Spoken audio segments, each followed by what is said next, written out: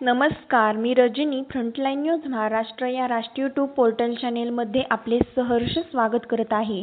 गुरे चारताना अचानक मृत्यूच्या दारात, गवारेड्याच्या जोरदार धडकेत शेतकरी जखमी.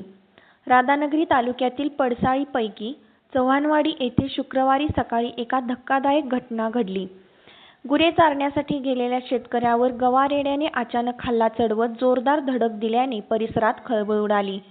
चव्हाणवाडी येथील विलास नाके वय वर्ष 52 हे शुक्रवारी सकाळी 8:30च्या सुमारास नेहमीप्रमाणे गुरे चारण्यासाठी शिवारात गेले होते.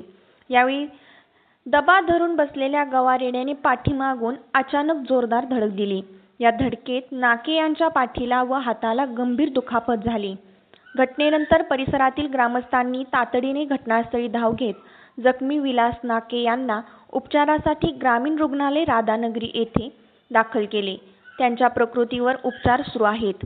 घटनेची माहिती मिळताच वन विभागाचे अधिकारी व कर्मचारी यांनी रुग्णालयात भेट देऊन घटनेची माहिती घेतली. दरम्यान परिसरात वन्य प्राण्यांचा वाढता वावर ग्रामस्थांसाठी धोकादायक ठरत असल्याची चर्चा नागरिकांमध्ये सुरू आहे.